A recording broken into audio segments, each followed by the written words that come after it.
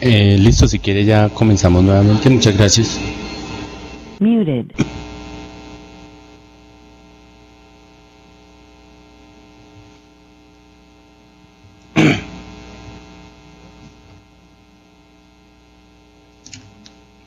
Bueno, proseguimos entonces con este tema de colusión.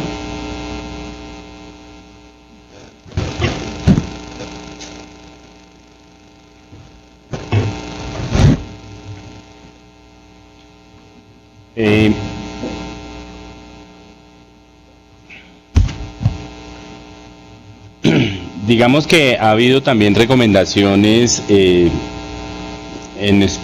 específico dentro de los procesos de convocatoria o licitatorios o de selección abreviada bajo unas señales de advertencia. Unas señales de advertencia que pueden evidenciar este fenómeno de la colusión. Unas señales de advertencia pueden darse en primera instancia frente a la documentación presentada.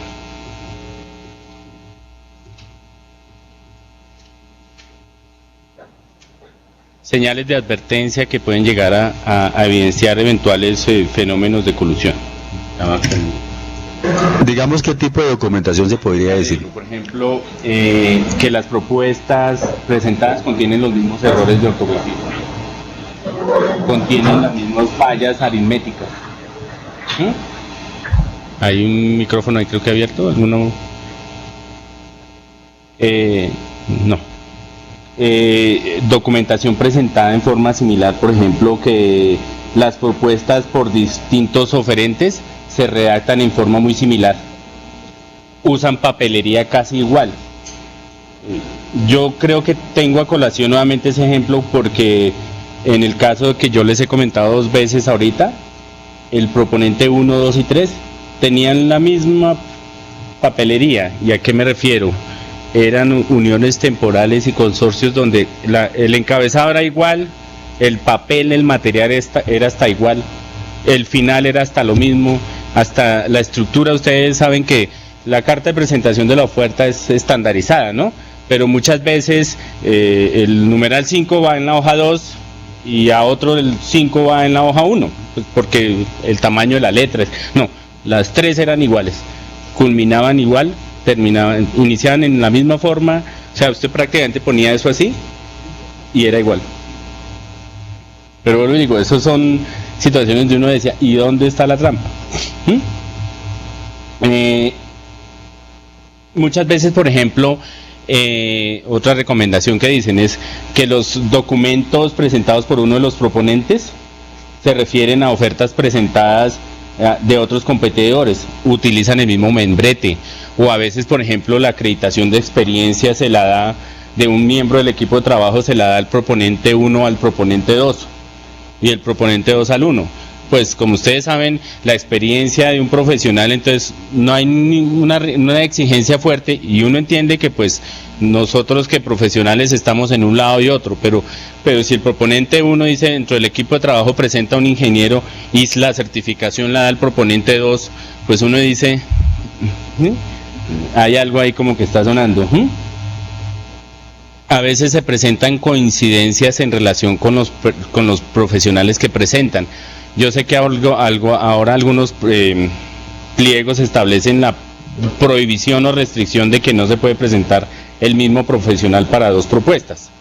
Creo que ustedes, me imagino que tendrán esa restricción allá, que si yo presento un equipo de trabajo y hay un profesional ingeniero ambiental, como para citar aquí los compañeros, y está en 2 propuestas, pues creo que hay una restricción en los pliegos. No sé si ustedes tienen eso ahí en los pliegos de condiciones.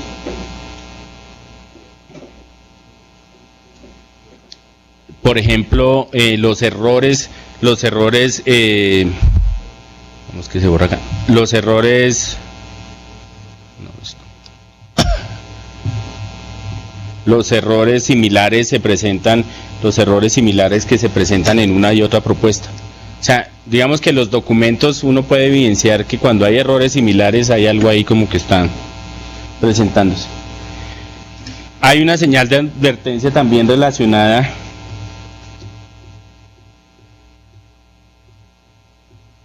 con el precio.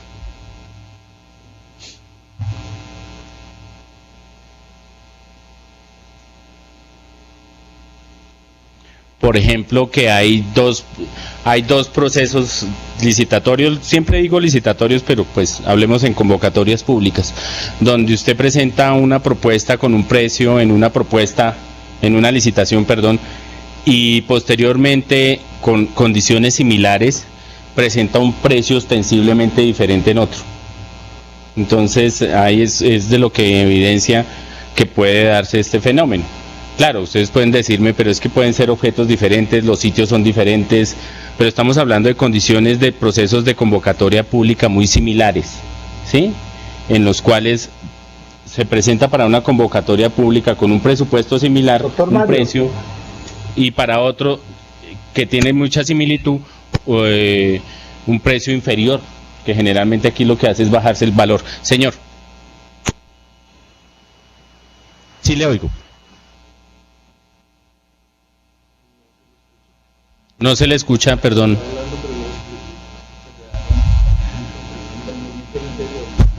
No le escuchamos acá, perdón.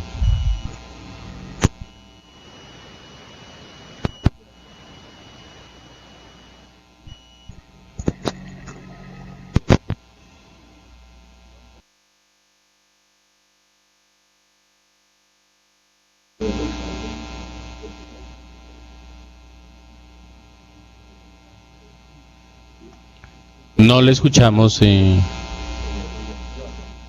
John, ¿es John? No sé si le pueden decir que no se escucha. Gracias.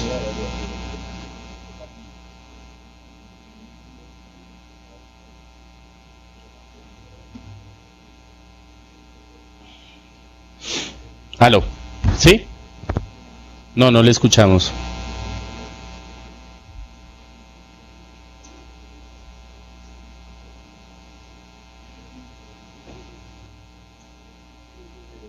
Discúlpeme, es que estoy viendo que habla, pero no le estamos escuchando. No sé si me replica. Parece que usted sí nos escucha, pero nosotros no le escuchamos a usted. Al compañero John Ever, creo que es. Sí.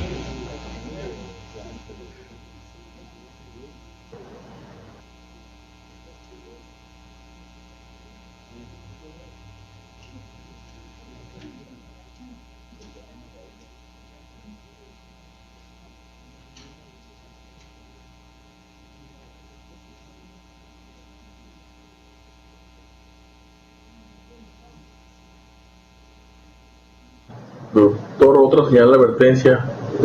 Yo podría hacer esa aportación. Sí, señor. Hello.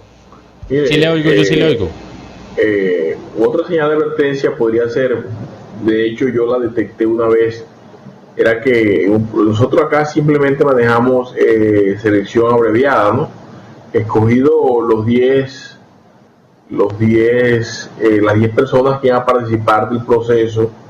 Me pude dar cuenta que habían como unos 5, perdón, que estaban, digamos, de acuerdo para participar del proceso y poder que se le adjudicara a alguno de ellos. Entonces me di cuenta porque resulta que la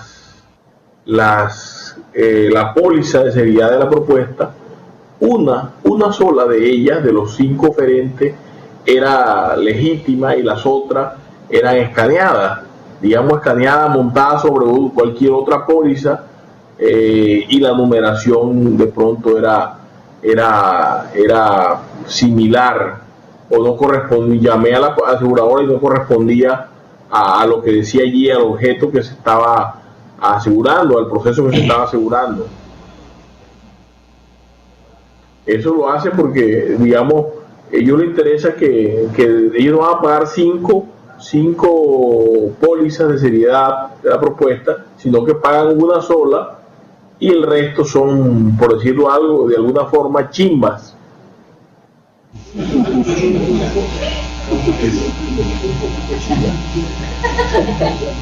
Sí, eso se puede dar. Lo que estábamos hablando en relación con documentación puede darse ese caso, ¿no? O sea, es decir, digamos, lo que he podido advertir, lo que hablábamos hace un instante es, presentar documentos que uno eventualmente puede decir, oiga, esto es objeto de subsanabilidad, y no lo subsana. Es decir, guarda silencio frente a una solicitud de parte de la entidad o del comité evaluador que presente la póliza, por ejemplo, en el caso que usted lo menciona, presente la póliza tal cual lo fija el pliego o alguna cosa, o la subsane, porque pues la presentación a veces dicen que es rechazo, la no presentación. Una cosita, el ingeniero John Ever, que no lo pudimos escuchar, él se refería precisamente a casos que han ocurrido en la territorial Cundinamarca en relación con las pólizas.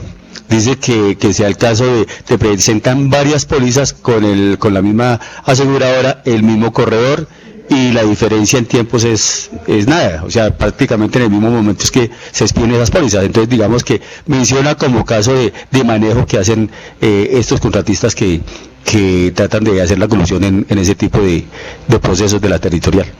Sí, efectivamente, esa es otra de las recomendaciones que iba a mencionar, que muchas veces coincide el mismo, no el asegurador, porque el asegurador puede coincidir, ¿no?, sino es el sitio donde expiden las pólizas, el corredor, el intermediario, bueno, una cantidad de cosas.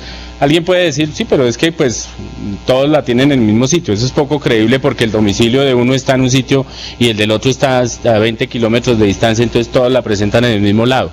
Eso es un buen ejemplo. Unas que, por ejemplo, se pueden dar en cualquier momento. Las observaciones que uno presenta a las propuestas son similares. El comité evaluador presenta observaciones y se advierte que las observaciones son bastante similares en una y otra propuesta, ¿no? Bueno, a propósito de lo que se está diciendo, digamos que la entidad detecta cuando está haciendo la evaluación ese tipo de situaciones. ¿Cuál es la sugerencia? ¿De qué manera se debería proceder en ese momento? Porque el proceso no se puede suspender por esa razón. No, por supuesto, y aquí debemos siempre partir del principio de buena fe, ¿no? Y es de lo que yo les decía, lo complejo que hace esta situación es que con ese solo elemento yo no puedo ni bloquear un contratista, ni generarle causal de rechazo, ni suspender la licitación, para nada. El proceso puede seguir su marcha, ¿sí? Pero pues yo puedo, lo que hablábamos de es un proceso en el cual uno puede advertir esos fenómenos que son recurrentes. O sea, aquí no puede darse que de manera eventual, por ejemplo en el caso de las pólizas, que en un solo proceso licitatorio o en una convocatoria los tres están presentando la misma póliza del mismo corredor de seguros, de la misma dirección. Pues por ese hecho yo diría, pues por sí solo no evidencia, ¿no? Es la recurrencia generalmente lo que lo puede llevar a uno. Y evidentemente lo que usted dice tiene toda la razón. Eso no puedo frenarle un proceso licitatorio, no es causal de rechazo de ninguna manera, porque casi que estaría lanzando un juicio de valor sin tener la competencia. Lo que pasa en esos casos es que uno puede evidenciar qué es lo que hace la Superintendencia de Industria y Comercio, y la cito porque es el órgano, como digo, es el rector en las investigaciones. Ahí hay una delegada del consumidor y ellos también hacen todo el procedimiento del debido proceso. Si hacen una investigación preliminar, hacen una citación, le piden a la entidad que le adjunte las comunicaciones, que le deje ver los correos, que deje las propuestas, y él hace todo ese proceso de investigación preliminar. Si llega a encontrar condiciones bajo las cuales, porque aquí todavía no he investigado, condiciones bajo las cuales puede evidenciar un posible fenómeno de colusión o un acuerdo restrictivo, abre una investigación y ahí sí empieza a vincular a las personas que eventualmente pueden ser partícipes en esta situación. Pero como ustedes lo saben, todo esto también forma parte del debido proceso. Hay que darle traslado, hay que darle el derecho a réplica, pero también la superintendencia puede abrir un proceso de investigación. Va al INVIAS y le dice, déjeme ver las carpetas de todos los contratos de ese proceso, déjeme ver las propuestas, déjeme ver los correos que ellos envían, déjeme ver las pólizas. Y hay otros procesos en que él se ha presentado, sí, en estos tres, y ha pasado lo mismo, y empieza a citarlos. Y usted sabe que generalmente en esto empieza un proceso de susto, ¿no? Y como aquí está el tema que ya les mencionaba, el delator o de la delación, pues puede llegarse a ese caso, ¿no? el hecho por sí solo, incluso hasta ahí llegando, no puede evidenciarse una terminación de contrato o una caducidad o alguna cosa, ¿no? Entonces, el problema es que puede seguir ejecutándose el contrato, seguir abriéndose la investigación por el parte de la Superintendencia de Industria y Comercio, darle traslado a las autoridades penales para determinar si ahí está esa conducta típica que es el acuerdo restrictivo, ¿sí? Para que los tres vayan siguiendo el mismo proceso de investigación. Digamos que el hecho que ocurrió con lo del carrusel de la contratación fue del delator. El delator fue porque no lo arreglaron como era y empezó a hablar.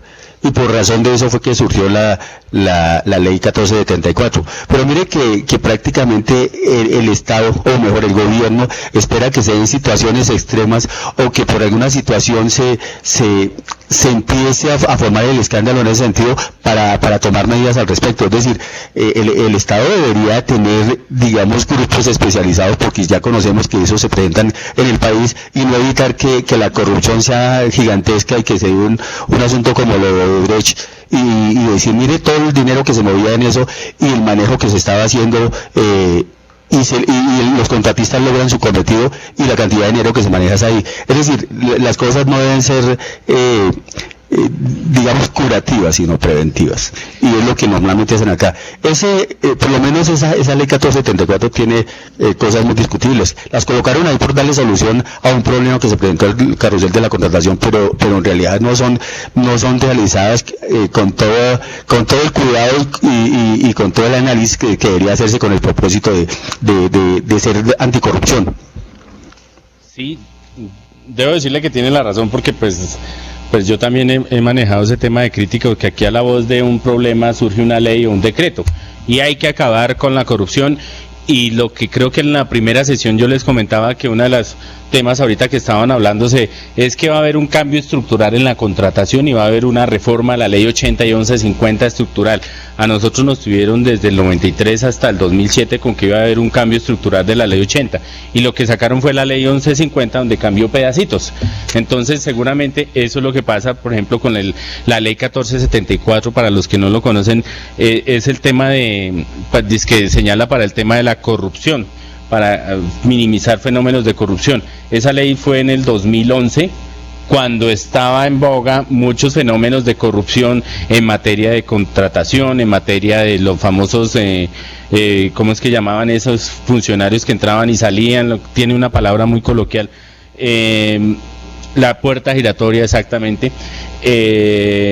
Y modificó aspectos, como les comentaba, penales, fiscales, disciplinarios, de contratación. Ahí es cuando empezó a hablarse del debido proceso, del supervisor y el interventor. Empezó a agrandar un poco las funciones del supervisor, que casi que lo pone al mismo nivel del interventor, porque empieza esas definiciones de que el interventor es el que ejerce el seguimiento técnico, administrativo, jurídico, ambiental, mejor dicho, todo.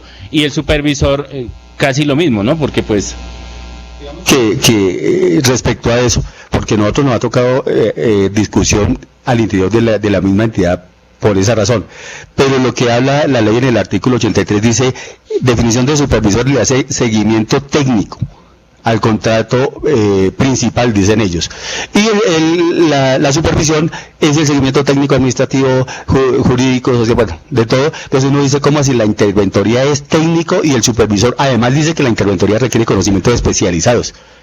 Obviamente, sí. La supervisión no requiere conocimientos especializados. Sin embargo, dice que todo lo que no se le incluya como funciona la interventoría lo hará la supervisión y no requiere conocimientos especializados. Que viene siendo lo demás. Lo demás, lo que se quede por fuera, ¿no? Y he visto casos donde se nombran supervisores de un contrato, desde el punto de vista técnico que usted menciona, pero también hay un supervisor jurídico que maneja, entonces eso se vuelve un zaperoco y empieza a tener tres supervisores, un contrato que viene siendo el apoyo a la interventoría, prácticamente, porque es que el rol que a veces una crítica que uno sí tiene es que efectivamente el supervisor ejerce labores muy similares al interventor, porque a veces ha sucedido casos, ustedes tal vez pueden ser testigos, donde el interventor se relaja y manda documentos así como para decir, y usted revise, ¿no? Digamos, que entra a responder es uno. Lo que pasa es que si uno le hace un seguimiento a la ley a partir de 1993, ¿por qué se modificó ¿por qué se modificaron las entidades y en especial el Ministerio de Obras Públicas? Fue porque se modificó, porque entró en vigencia la ley 80.993 que convirtió a las entidades en administrativas. Resulta que el Ministerio de Obras Públicas hacía interventoría, abrían carreteras, tenían manejo de maquinaria y todo eso, pero por la corrupción que existía en ese momento, por el manejo político, etcétera, que se daba, entonces le dieron el cambio diametral a las entidades y las convirtieron en administrativas. Entonces la función del supervisor, o de la supervisión, no hablemos de supervisión, sino de la supervisión, es administrativa. Por eso la misma ley 1474 habla de que el interventor requiere conocimiento especializado para ejercer su función. Pero hay una contradicción enorme en esa situación, porque en el instituto hay gestores de proyecto, ¿cierto? Los gestores de proyecto pueden ser técnico, que es el ingeniero, que tiene que ver con las obras, está el ambiental, social, predial, y hemos, exigido que el jurídico también participe ahí. ¿Por qué? Porque es que hay cosas que los ingenieros supervisores no manejan adecuadamente en la parte legal, y resulta que cuando el contratista ya llega a un incumplimiento tal que hay que multarlo, sancionarlo o incluso caducar el contrato, entonces si hubiera habido ese gestor jurídico oportunamente, seguramente que las cosas no se irían hasta ese extremo. Es manejo, no todo el mundo tiene la misma experiencia y el mismo criterio, pero el instituto lo ha abierto de esa manera. ¿Para qué? Para que cada quien sea especialista en lo que hace, aunque la ley le diga que no requiere conocimiento especializado. Sí, señor.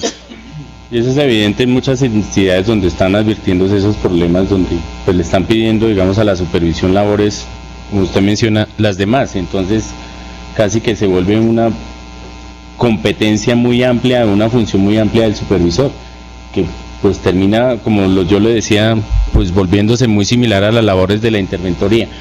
Y retomando un poquito lo que usted hablaba del tema de la anticorrupción, no sé si ustedes saben, a raíz de todo esto que sonó de Odebrecht, ¡pum!, salió por allá otro decreto a comienzos de año, que es creo que estaba buscando el número, creo que es el 92 de 2017, que es el que habla sobre el tema de modificación de ese artículo 355 de la Constitución, que habla sobre los contratos que se suscriben en forma directa en aras de desarrollos, convenios con empresas privadas o entidades privadas con el fin de obtener beneficios comunes, una cosa así que establece el artículo 355, y era el antiguo decreto 1333, creo que es, ahorita lo miramos, no me acuerdo el número, pero salió otro decreto por lo mismo, es decir, para acabar con el fenómeno de la corrupción, esos convenios que suscribían las entidades en forma directa, fue modificado por este decreto 92.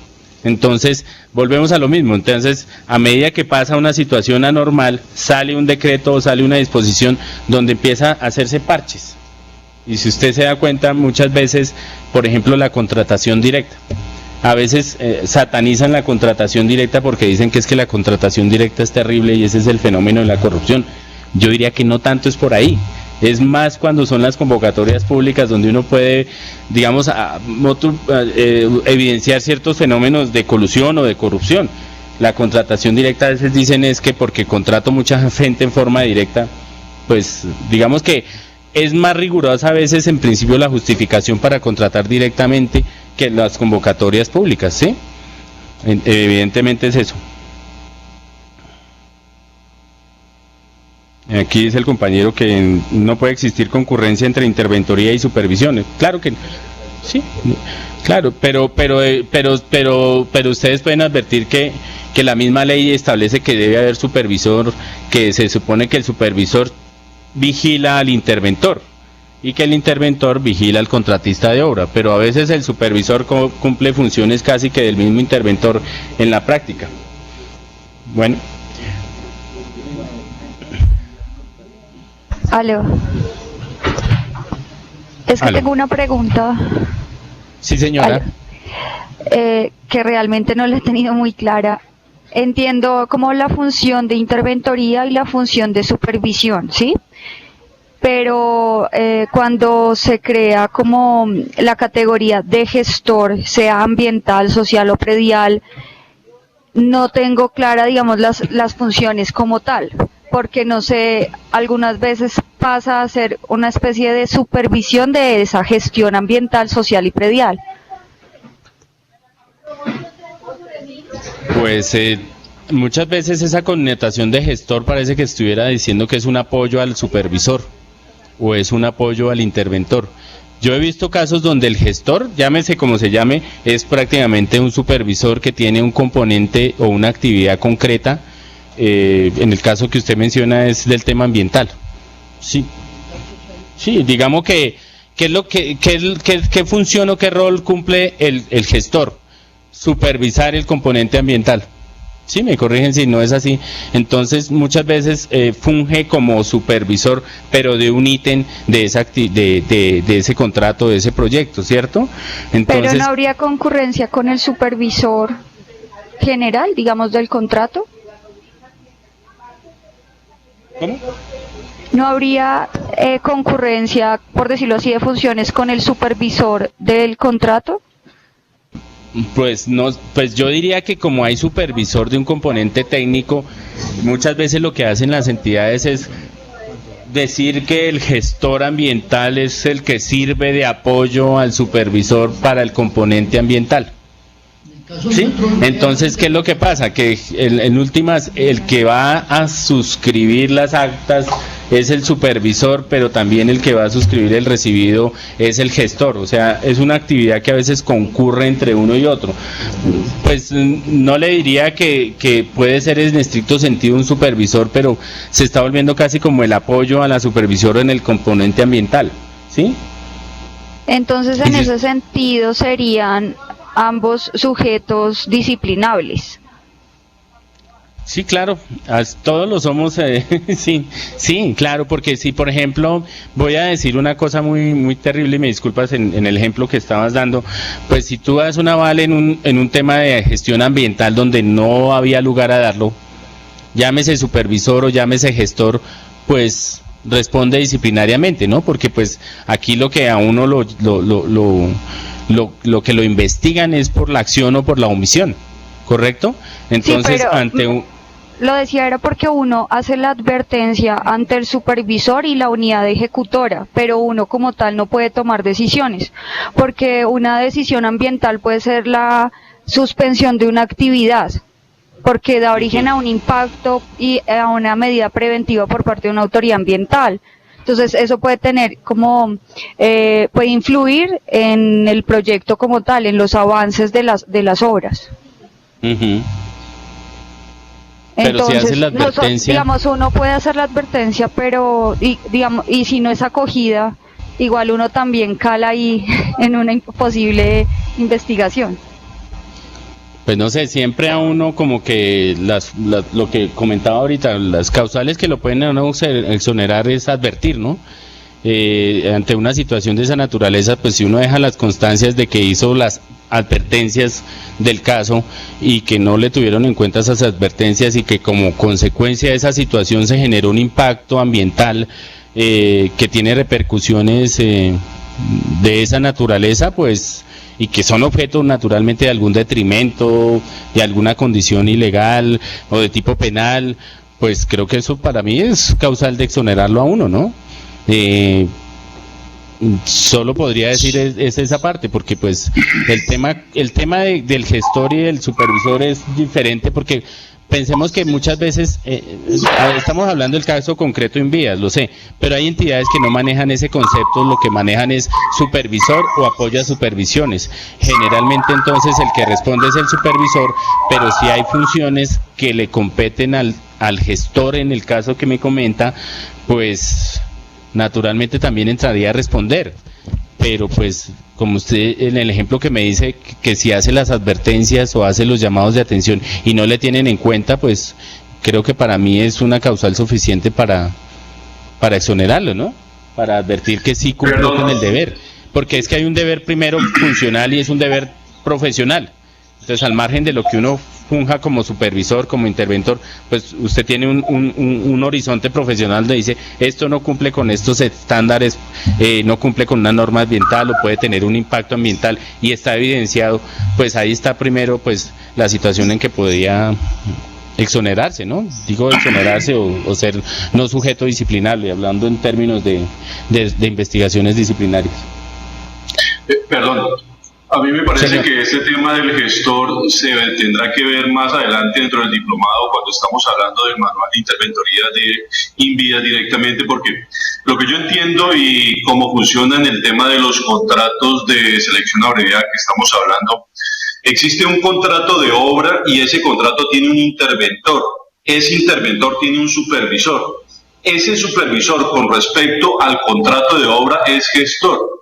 En últimas, quien avala una cuenta de obra es necesariamente el supervisor de la interventoría, que a nivel del contrato de obra sería gestor de obra. Igual va a pasar con los gestores ambientales.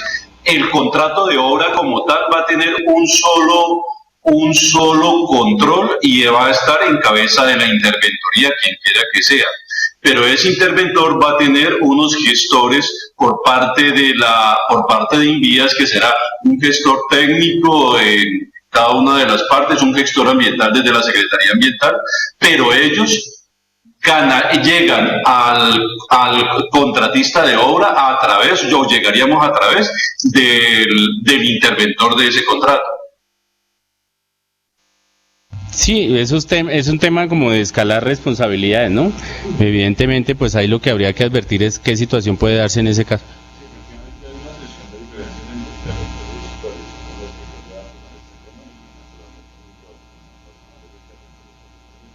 Ok, sí, me dicen que pues como hay un tema donde se concreta o se establece lo que es el manual de interventoría del INVIAS, ahí podemos entrar con mayor detalle a establecer cuál es me imagino que tendrá la diferencia o está definida lo que es el supervisor o los gestores, pero pues como es un tema que la compañera hablaba de que si hay concurrencia de actividades, pues eventualmente podría pensarse que sí, ¿no? Lo que pasa es que pues, el gestor también... Lo que pasa, una cosa respecto a eso, de pronto había tocado manejar un poco esos dos temas, un poco más, digo yo.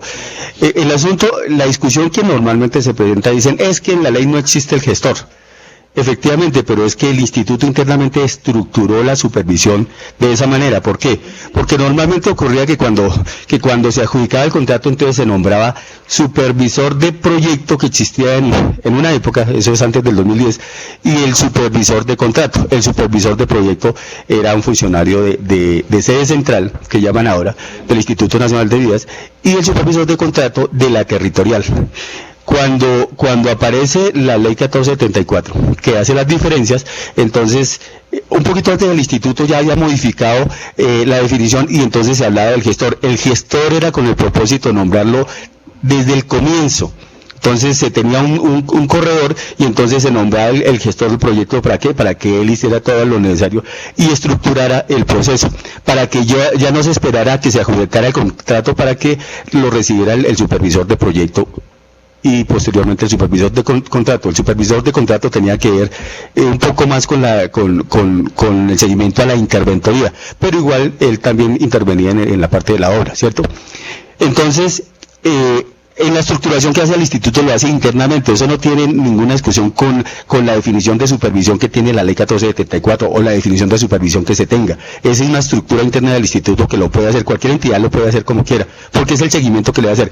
Entonces, ahorita con la ley 1474, el gestor es el que tiene que ver con algunas, digamos, funciones o actividades de interventoría que no le corresponde, o que no le puede hacer directamente la interventoría, como el trámite interno en el instituto para el pago de las cuentas, como el trámite para cuando se va a solicitar o se va a someter al comité de ediciones y prórrogas una edición, una modificación, lo que sea. Yo pienso que algunos compañeros no tienen entendido eso, y obviamente lo que se busca es aclararlo. Y lo otro que les sugeriría también es que se lean los documentos, que se lean el manual de interventoría, que se lean el manual de contratación, que se lean toda la documentación que tiene que ver con los contratos, que son pliego de condición y todo eso. Así entenderemos un poquito más. Digamos que es una buena oportunidad para hacerle la observación a todos, absolutamente a todos los que no leemos. Bueno, me incluyo en esa lectura del manual de interventoría y supervisión porque por supuesto pues los manejos de los manuales y las cartas de navegación de cada una de las entidades difieren, ¿no? Muchas cosas son estándares en muchas entidades, pero el procedimiento sí es específico de cada quien. Yo particularmente no había visto mucho la figura del gestor en otros, pero lo que usted dice pues tiene además connotación de que pues la entidad tiene la potestad porque es un deber de vigilancia y es un deber de seguimiento a un proyecto y pues puede usar los mecanismos que tenga para llevar adecuadamente estos proyectos de supervisión e interventoría.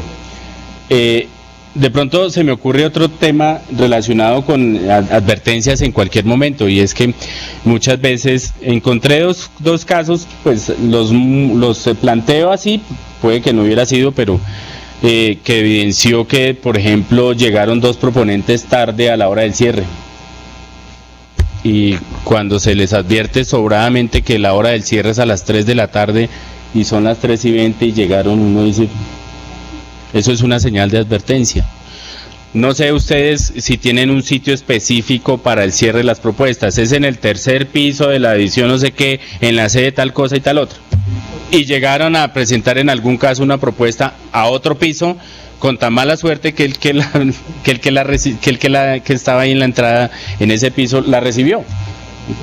Pero pues cuando es muy clara la entidad en fijar el sitio, la hora y sobre todo el lugar específico para presentar la oferta y a veces la presentan en sitio diferente o la radican en correspondencia, que me pasó una vez, la radicaron en correspondencia y el señor de correspondencia la recibió y la entregó al otro día. Y me dice, ¿pero por qué? Lo que pasa es que como nosotros hacemos todo lo que dice la ley y hacemos hasta donde la ley nos permite, el decreto 1082 indica perfectamente cómo es que tienen que ir. Primero, que el instituto debe indicar lo que usted acaba de decir, que acá debe indicar el sitio, la hora y pues todo lo que corresponde para que no haya confusión en los proponentes. Y de parte de los proponentes también la manera como deben presentar esas propuestas. O sea que todo está dicho en la ley. El asunto es que porque yo estoy diciendo que se lea y que se entienda. Otro caso de temas de colusión que uno puede pues tomarlo como advertencia en un proceso de licitación es que un día antes del cierre y en el entendido que era un proceso licitatorio que no podían hacerse adendas 3 días antes, 3 proponentes presentaron, 3 interesados, no eran proponentes todavía, presentaron observaciones muy similares al pliego de condiciones, donde eventualmente llamaban la atención de que de proseguir con ese proceso licitatorio iba a evidenciar que se lo iba a ganar X persona o X firma. Entonces ya cuando no había manera de modificar el proceso por correr el cierre para que hubiera un análisis mucho más detallado, pues uno dice, pero ¿por qué hacen esa advertencia a las 5 de la tarde del viernes cuando ya se iba a cerrar el día martes festivo, que el día martes? Entonces eso también a veces uno hace esos llamados de atención, ¿correcto? No sé si a alguno se le ocurre otro fenómeno de colusión que de pronto evidencien o que les suene, ¿no? Porque pues hay mucho horizonte acá, hay muchas cosas que uno puede evidenciar, insisto, pues sin entrar a vulnerar el principio de buena fe, pero es que como nosotros hemos conocido bastantes casos en los que, pues por pequeño que sea, a veces la recurrencia es la que puede permitir llegar a esta conclusión. No sé, compañeros de afuera de las territoriales.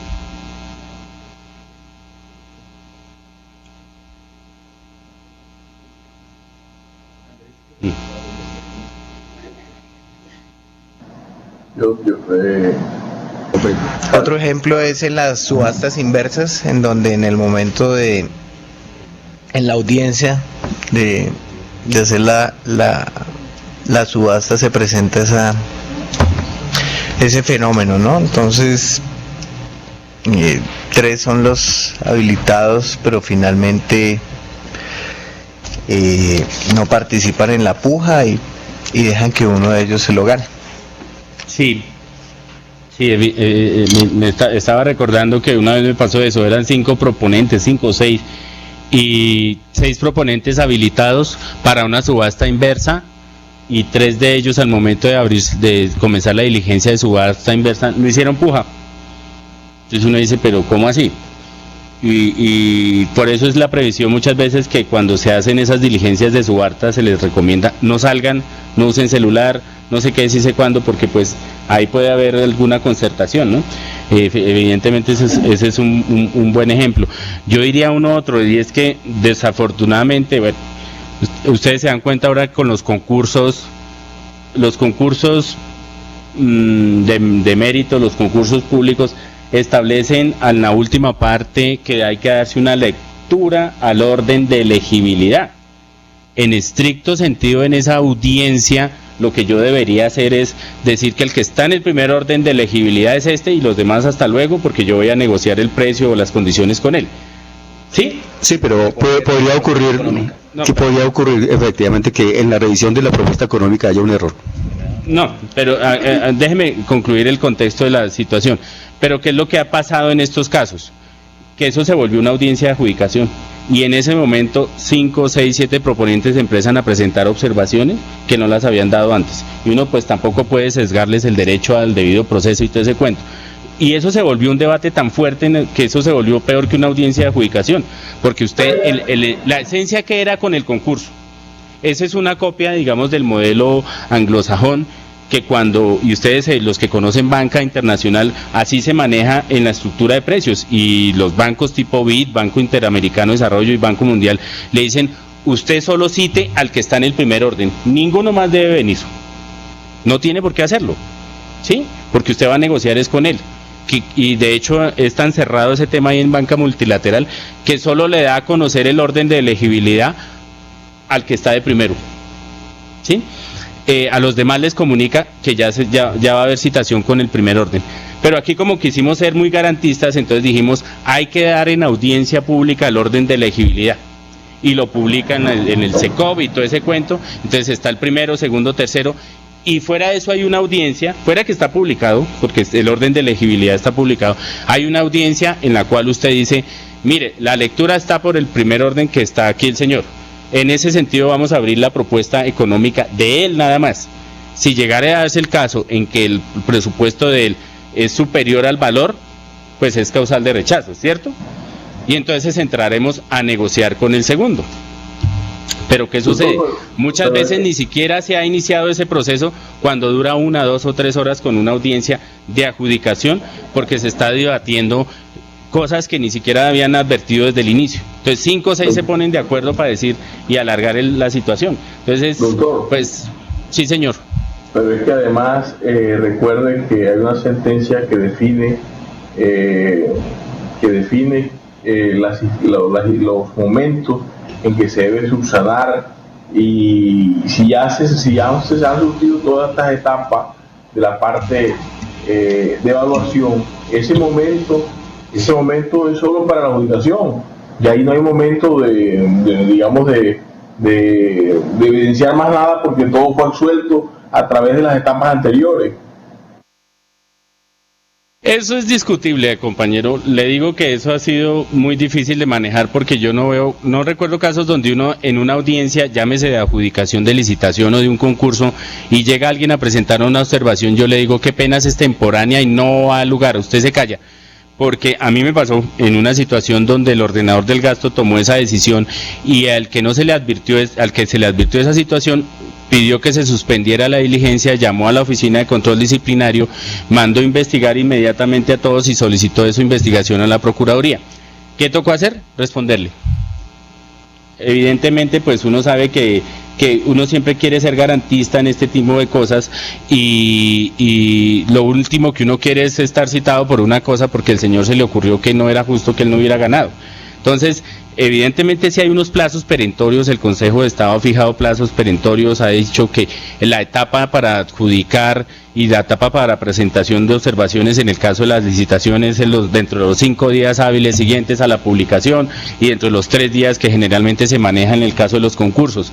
Pero lo que yo digo es que cuando se va a surtir la lectura del orden de elegibilidad en el caso de los concursos, pues eso se ha vuelto un tema tan complejo que eso ya no se llama lectura del orden de adjudicación, sino lectura del orden de elegibilidad, sino audiencia de adjudicación, ¿sí? Entonces muchas veces advierten eso, que se ponen de acuerdo en ese instante para generar unas controversias un poco inanes que no tienen sentido. Otro ejemplo creo que es las grandes empresas, pues en nuestros casos, firmas consultoras, generan, se vuelvan casa matriz y comienzan a crear otras empresas y a ceder su experiencia, es decir, pueden tener muchas empresas, ¿no? Y entre ellas comienzan a presentar las propuestas, ¿no? Ese es un caso, eso es algo que se ve mucho, ¿no? Primero, para la presentación de la propuesta, creo que también debe existir una intención de, supongo yo, alguna evasión de impuestos por ser unas empresas más pequeñas, pero eso se presenta y se da bastante también. Sí. A mí se me ocurre ahorita otra, y es muchas veces que puede presentarse el caso en el cual presentan oferta dos firmas o dos personas naturales o jurídicas, sea un consorcio o unión temporal, cuando uno advierte que si se hubiera presentado a título individual hubiera sido bastante competente para presentarla. Me explico, o sea, si hubiera presentado uno de los miembros del consorcio la propuesta solito, pues es hábil, no necesitaba presentar propuesta con otro. Entonces una vez dice, ¿por qué se presenta en esa forma de consorcio y unión temporal? Lo que habíamos hablado en un comienzo hace unas charlas, seguramente es para que el otro adquiera cierto grado de experiencia y lo que llamábamos el arrastre, ¿no? Entonces hay ahí como ciertos fenómenos también donde pueden advertir colusión.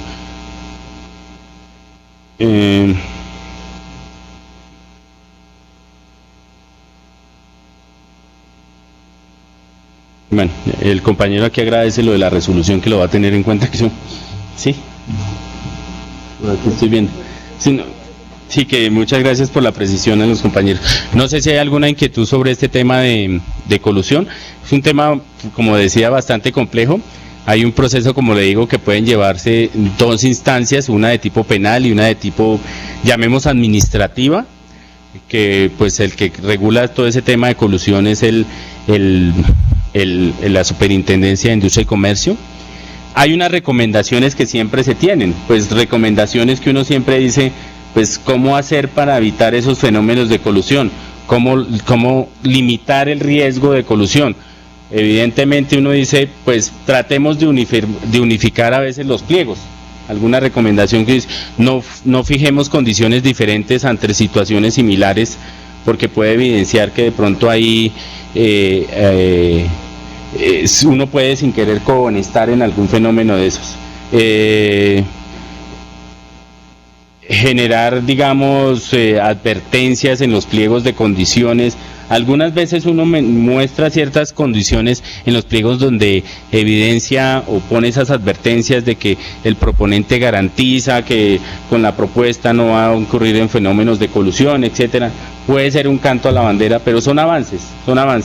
Eso yo sé que hay cartas y formatos por doquier en todas las entidades donde dice fenómenos de anticorrupción, que no va a incurrir en conductas delictivas. Todos lo firman y así lo firmó Odebrecht, como 17 cartas, y pues ¿para qué sirve? Por lo menos en eso de la corrupción, recordemos que hay varios gobiernos, o la mayoría de los gobiernos han hecho programas especiales respecto a eso, y resulta que en muchos de ellos, en vez de disminuir la corrupción se aumenta. Entonces, ¿cuáles son los controles que tienen o cuál es la idea de eso? Lo que usted está diciendo ahora es un saludo a la bandera, porque en realidad no, los controles que deberían tenerse no los toman en cuenta, y acabar con la corrupción es acabar con una costumbre que el país tiene, y creo que eso no es tan fácil. No, pues después de que lo hemos escuchado, y ayer lo dije, que de verdad eso lo indigna a uno mucho, a título personal sí lo digo, donde el fiscal anticorrupción lo detienen, uno dice, aquí no sabe uno qué esperar de este país.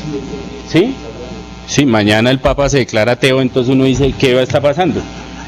Uno de verdad que esta situación de este país es muy triste, a uno lo indigna porque no hay derecho que la persona que lo investiga a uno, que se saca las corbatas y dice, es que aquí hay que acabar con la corrupción, lo detienen por esas vainas. Uno dice, no hay derecho, pues digamos que uno debe hacer como... Uno debe aportar en algo, algunas partes de la sociedad. Por ejemplo, en algún momento una entidad donde yo estaba, ¿qué era lo que hacía? Me parecía gracioso, pero lo que hacía era, no hacía una audiencia de aclaración de pliegos, sino hacía era una audiencia de, ¿cómo era que la llamaban? audiencia de conocimiento, una vaina así que lo llama. Podían venir 5 o 6, pero lo que hacía la entidad era hacerle como una parte de capacitación, una parte muy dinámica, hasta le decía, mire, ustedes forman parte de esta sociedad, contribuyan a que este país no sea más corrupto, no sé qué. Esos llamados empiezan a hacerse. Yo creo que todo empieza en casa, ¿no? Y pues ya es un tema de que tal vez en otra vida ninguno estaremos, cuando lo ideal es que eso empiece desde pequeños. Nuestra sociedad, creo que los fenómenos de corrupción es desde aquí, desde pequeños. Cuando uno advierte esa situación, uno dice, pues, ¿qué va a pasar? ¿Sí? Es un tema complejo porque es un tema social.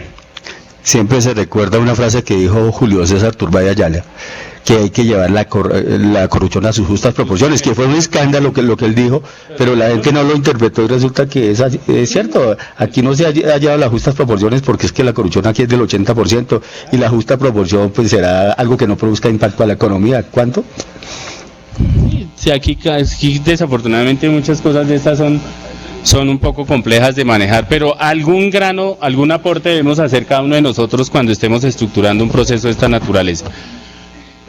¿Alguna pregunta a los compañeros de las territoriales?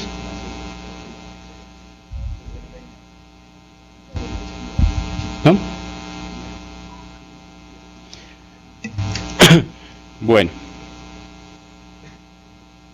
vamos a hablar de un tema que es muy bonito. El famoso hecho cumplido. Este fenómeno del hecho cumplido, siempre hago como una antesala de qué es lo que tiene implicaciones, ¿no? Este fenómeno del hecho cumplido, primero es un fenómeno de orden presupuestal, ¿no? Pero tiene implicaciones contractuales, disciplinarias, eventualmente fiscales y penales.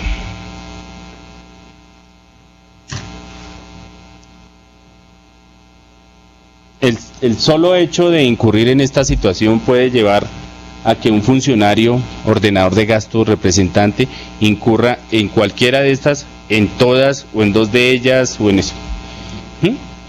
¿Por qué digo que es de orden presupuestal? Porque históricamente esto donde está regulado por esencia, en primera instancia del Estatuto Orgánico de Presupuesto, que es el Decreto Ley 111 del 96. Sí. No tiene una definición. Si ustedes se dan cuenta, cuando empieza a hablarse del en el decreto 1196, no dice qué es. No dice qué es. Entonces uno tiene que asumir cómo o qué se entiende por el hecho cumplido. Yo me permito darle una lectura así rápida. Dice el decreto 111 del 96, dice: ninguna autoridad podrá contraer obligaciones sobre apropiaciones inexistentes, o en exceso del saldo disponible, o sin la autorización previa del CONFIS o por quien éste delegue, para comprometer vigencias futuras y la adquisición de compromisos con cargo a los recursos del crédito autorizado. Entonces uno dice, ¿y ahí qué dice? ¿Sí? Igual por allá en otra parte dice, ni pueden generarse hechos cumplidos. Entonces uno empieza a buscar en todo lado y usted encuentra que la única definición lo ha dado más o menos la doctrina. La doctrina generalmente lo que ha dicho es cuando se da un hecho cumplido. ¿Qué les suena a ustedes de hecho cumplido? Algo que pasó, ¿cierto? Algo que ya sucedió.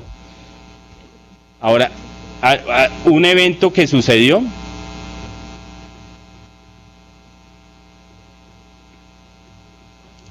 pero como nosotros nos regimos por plata, sin contar con respaldo presupuestal.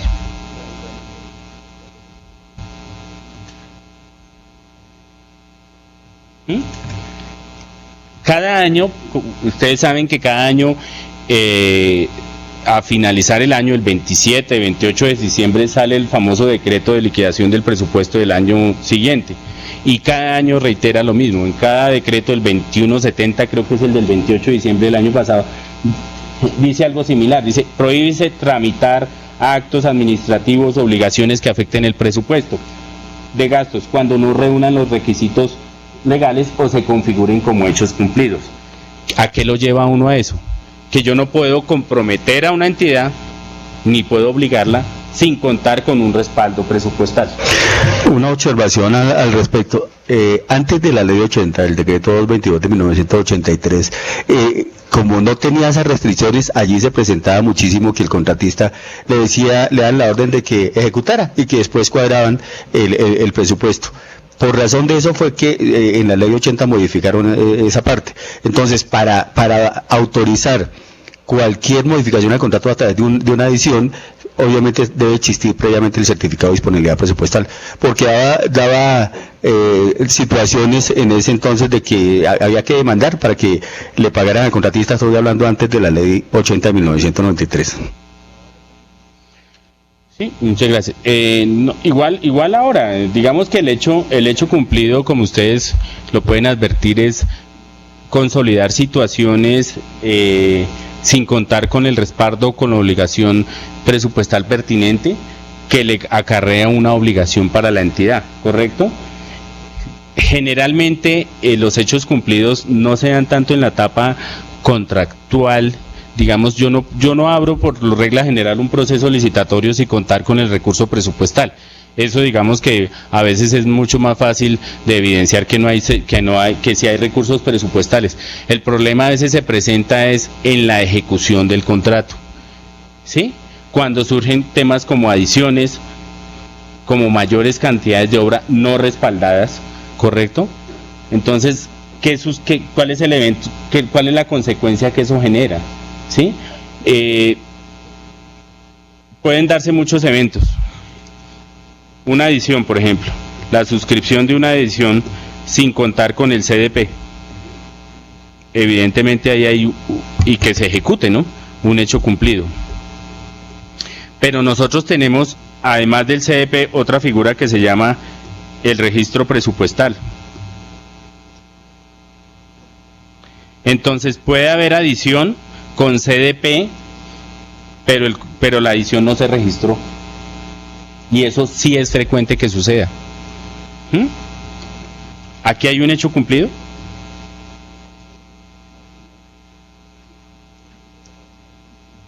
Sí lo hay, porque el tema del hecho cumplido no se circunscribe solo al tema del CDP, sino también del requisito adicional que es el registro presupuestal. De hecho, el registro presupuestal es súper riguroso en la medida que es la concreción de los dineros con cargo a un contrato o presupuestalmente hablan con cargo a una obligación. ¿Sí?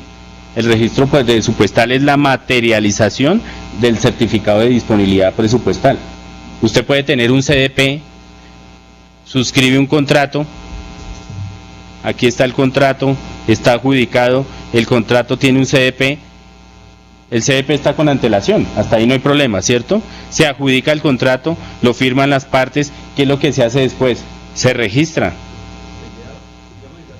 el caso del instituto, se lleva para la expedición del registro por parte de la dependencia, digamos, responsable. Correcto, se manda a la entidad, a la emisión financiera para que efectúe el registro.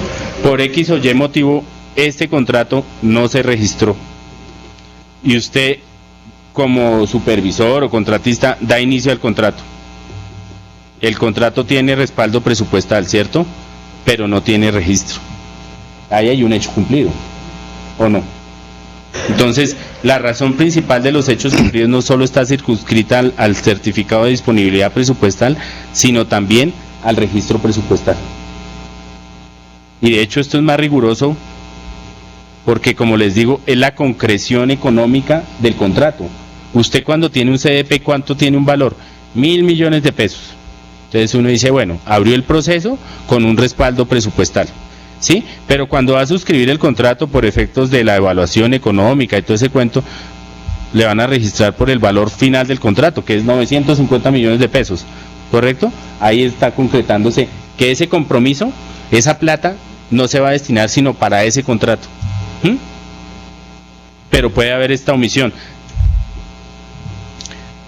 En una ocasión se suscribió un contrato de obra por valor de 250 millones de pesos. El contrato no tuvo adiciones,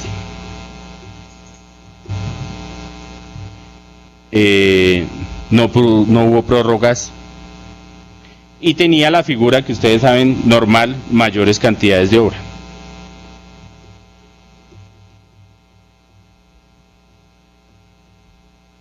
Al tener mayores cantidades de obra, pues ustedes saben de eso más que yo, uno juega con estos recursos del contrato, ¿cierto? Usted mueve el contrato.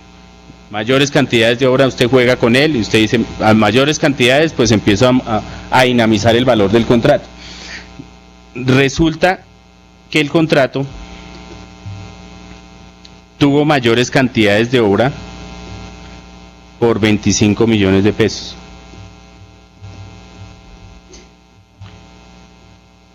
El ordenador del gasto y el contratista suscribieron un acta donde dijeron, le reconozco estas mayores cantidades de obra y se reconocerán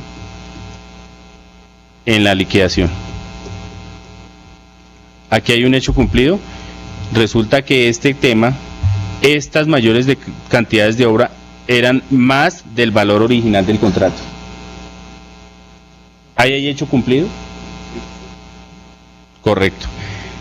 Se suscribe el acta de liquidación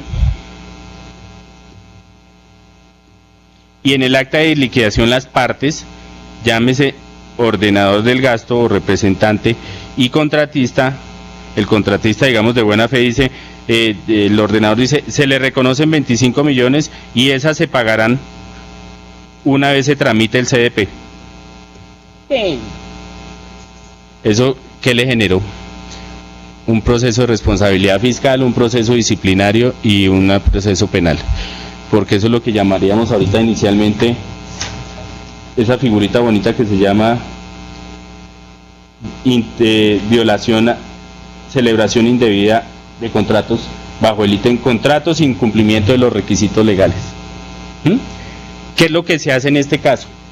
Digamos, uno puede decir, bueno, pero el contratista de buena fe no aceptó eso. Y entonces, ¿qué es lo que hizo el ordenador? Requerir al financiero para que le expidiera el CDP.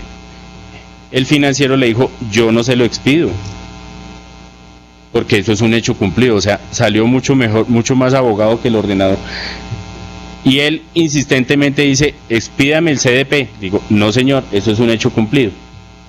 En esa situación, el tema se trasladó a un tema de conciliación, a entrar a reconocerle al contratista esos hechos cumplidos. Esa figura muchas veces la utilizan las entidades, que no lo manejemos como en vía directa, sino vía de conciliación. De hecho, por ahí hay fallos del Consejo de Estado que dice, no, usted no puede usar eso para entrar a reconocer, que él demande. Es que puede ocurrir que esa conciliación no sea aprobada. Posteriormente usted le dice, no, es que no es a través de esta vía que se puede realizar el pago de eso, tiene que demandar. Sí señor. Para los que no conocen el tema, cuando surge una situación de estas en la que eventualmente no se le reconoce al contratista estas sumas por no contar con el presupuesto, no obstante en el acta de liquidación se plasmó, pues ahí hay una consecuencia, digamos, disciplinaria para el que suscribió esa acta de liquidación, una consecuencia, digamos que fiscal, aunque puede que no, pero digamos fiscal y hasta penal. Pero eso no significa que no se le vaya a reconocer al contratista esas sumas. Entonces, ¿qué es lo que hace el contratista a veces? Como un requisito de procedibilidad en Colombia, eso está desde hace 6 años, un poco más. Antes usted, como interesado en demandar al Estado, podía demandarlo directamente. Es decir, sin agotar un requisito de procedibilidad. Ahora, desde hace unos años, cuando usted somete esto a una actuación judicial, tiene que cumplir con un requisito que se llama conciliación extrajudicial. Es decir, el contratista, llamémoslo, acude a la Procuraduría General de la Nación y a las 50 procuradurías de conciliación extrajudicial, donde dice, mire, yo cito al Invías para que sometamos esto a una conciliación extrajudicial a efectos de que me reconozca esta suma por mayores cantidades de obra como consecuencia del contrato. Entonces él presenta todos los hechos, la demanda. En ese momento el procurador que le asignen cita a las partes. Entonces cita al contratista y cita al representante de la entidad. Hay una audiencia donde dice, señores, usted va a conciliar. Muchas veces las entidades concilian y le dicen, sí, listo, yo le reconozco esta suma, si son 25 millones de pesos, pero sin intereses, sin indexación y sin nada. Pues ¿qué hace el contratista? Pues, listo, págueme eso. Y a veces las procuradurías aceptan esa conciliación, pero ¿qué es lo que sucede? Eso no se paga con cargo al contrato, sino se paga con un rubro que se llama sentencias y conciliaciones. Insisto, sin perjuicio de que eso vaya a investigación disciplinaria. Pero para surtir este trámite, desde hace 6 años, existe lo que llaman en cada entidad los comités de conciliación. ¿Qué son comités de conciliación? Son 5 o 6 personas, generalmente de alta dirección, donde determinan previamente a esta audiencia si hay lugar a conciliar o no. Muchas veces los representantes de este comité de conciliación dicen, no hay lugar a conciliar, porque esta situación es violatoria del régimen de contratación. Tan delicado es que, mire, no hay lugar a conciliar, se llega a la audiencia, no hay ánimo conciliatorio, igual el contratista tiene el derecho a demandar, entonces él demanda. Doctor, cuando presenta... Señor. Usted dice que hay hecho cumplido cuando se supera el valor del contrato, digamos, durante la ejecución, y terminado pues hay que reconocerle ese mayor valor sobre el valor inicial del contrato. Pero si ese mayor valor, no hay que entrar a probar de quién autorizó, porque si la interventoría, por decirle algo, jamás la autorizó y por, digamos, falta de previsión, mala planeación de la obra, es culpa o es imputable al contratista de estas mayores cantidades de obra, no tiene por qué generarse un hecho cumplido. No, es que aquí hay que tener una precisión. No significa por sí que las mayores cantidades de obra no se deban reconocer. Pero, por ejemplo, usted puede darse el caso que hay mayores cantidades de obra que superan el valor del contrato. Usted en el acta de liquidación puede decir que estas mayores cantidades de obra se le reconocen al contratista, pero para eso se le ampara con un CDP número tal y tal y tal. Desde el momento en que usted en la liquidación está reconociendo esta obligación, debe contar con un respaldo presupuestal, ¿sí?